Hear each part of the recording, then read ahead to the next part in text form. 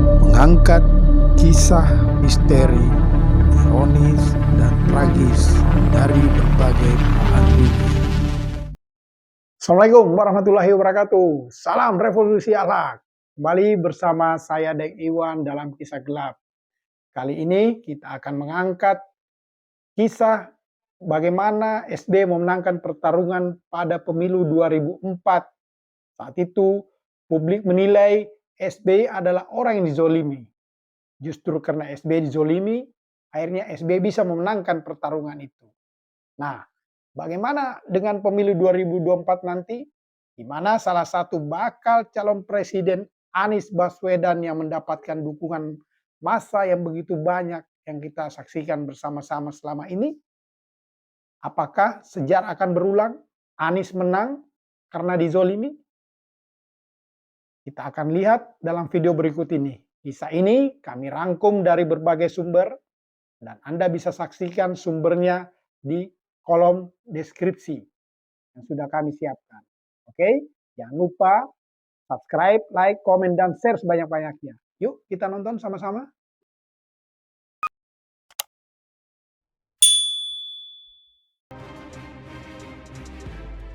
Saat itu, Pilpres 2004 diikuti 5 pasangan calon presiden dan wakil presiden, yakni pasangan Wiranto dan Salahuddin Wahid, Megawati Soekarno Putri dan Hashim Muzadi, Amin Rais dan Siswono Yudhoyono, Susilo Bambang Yudhoyono atau SBY dan Yusuf Kalla atau JK, serta pasangan Hamzah Az dan Agung Gumelar.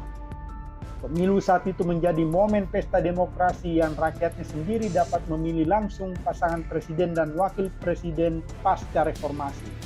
Hal ini sesuai dengan pedoman Undang-Undang Nomor 23 Tahun 2003 tentang pemilihan umum presiden dan wakil presiden. Sebelumnya, presiden dan wakilnya memang diputuskan melalui amanat DPR MPR, sedangkan rakyat tidak memiliki kesempatan untuk berpartisipasi dalam pemilihan tersebut. Sementara pada tahun 1999, pemilihan presiden dan wakil presiden dilakukan terpisah. Dikutip dari Historia berdasarkan data dari buku biografi berjudul Sofyan Wanandi dan 7 Presiden karya Robert Adhika SP, pencalonan SBY tidak terlepas dari ide Sofyan Wanandi selaku Ketua Asosiasi Pengusaha Indonesia atau APindo. Sofyan Wanandi dikenal sebagai kawan lama SBY sejak menjabat sebagai Menteri Pertambangan dan Energi pada tahun 1999.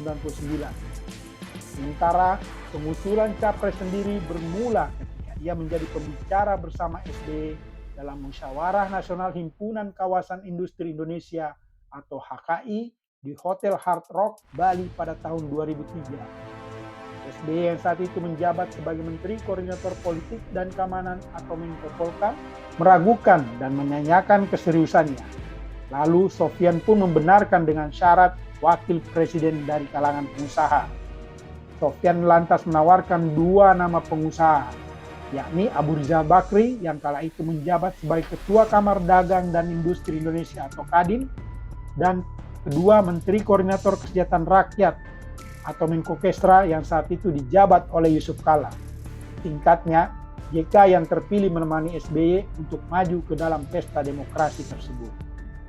Disarikan dari buku Prof. Cipta Lesmana dari Soekarno sampai SBY, Intrik dan Lobi Politik Para Penguasa, dikisahkan setelah santer beredar isu SBY akan maju dalam Pilpres 2004, SBY pun sering muncul dalam iklan di TV untuk sosialisasi pemilu. Karena banyak protes, KPU menghentikan tayangan itu. Dari situ, kubu Mega mencium aroma politik SBY dan mengucilkannya.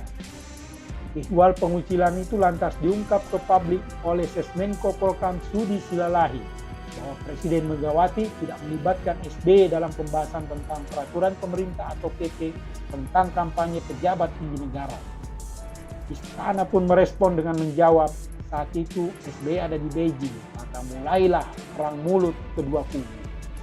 Tak urung, suami Megawati Taufik Kemas menyebut SBY jenderal kok kayak anak kecil. Pernyataan Taufik itu karena SBY dianggap tak berani bicara langsung dengan Megawati ketika tidak diajak rapat kabinet.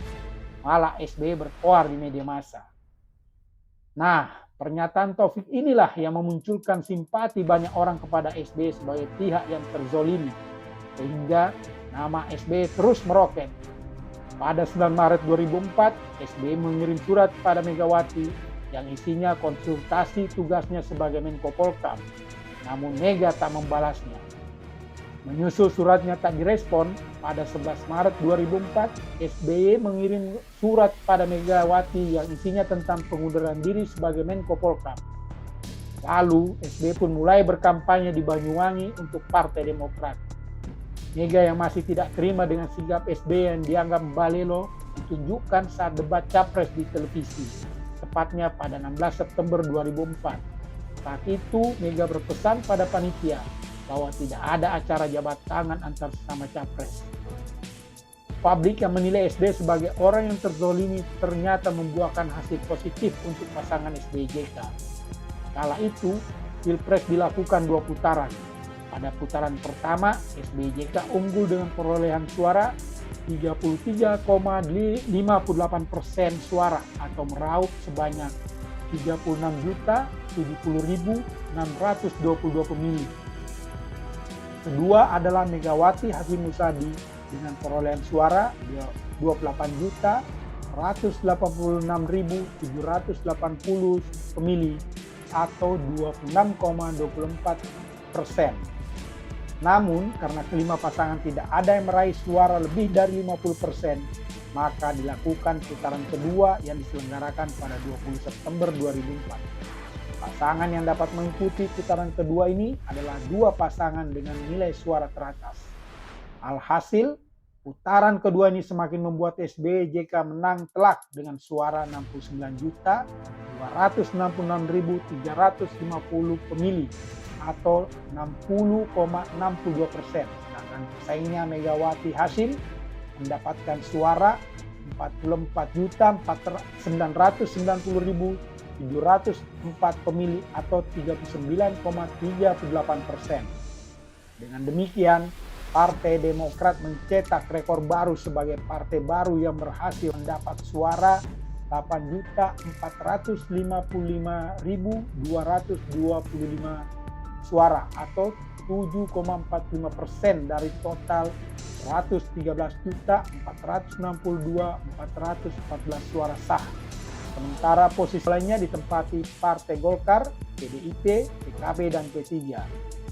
Usai KPU mengumumkan bahwa pemenang Pilpres adalah SBY-JK pada 5 Oktober 2004 bertepatan Hari TNI ke-59, sambil meneteskan air mata, Presiden Megawati berpesan agar semua pihak legowo menerima hasil Pilpres.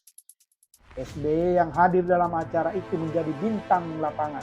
Tempat duduk SBY dan Mega diatur sedemikian rupa sehingga keduanya tidak tertimpa. Namun, pada 20 Oktober 2004, saat SBY membacakan sumpah Presiden, Mega yang diundang menolak datang dengan alasan agar khusyuk mendoakan acara SBY itu berjalan lancar. Faktanya, Mega memilih berkebun dan membaca buku di rumahnya di Kebagusan, Jakarta Selatan. Sore harinya, Mega mengundang warga sekitar dan kader PDIP untuk buka puasa di Kebagusan. Saya katakan, kita bukan kalah, tapi kurang suara. Jangan merasa kita kalah, kita hanya kekurangan suara, kata Mega saat itu. Nah, berkaca dari kisah pemilu 2004 yang dimenangkan SBY, apakah sejarah akan terulang pada pemilu 2024 yang dimenangkan Anies? Sebab selama ini baca pres Anies terus diserang dengan beragam isu, mulai dari isu tak punya prestasi, doyan pencitraan, dugaan korupsi Formula E, hingga teror ular kobra yang bisa mengancam jiwa Anies. Demikianlah kisah gelap kali ini. Sampai bertemu dalam kisah gelap berikutnya. Wassalam.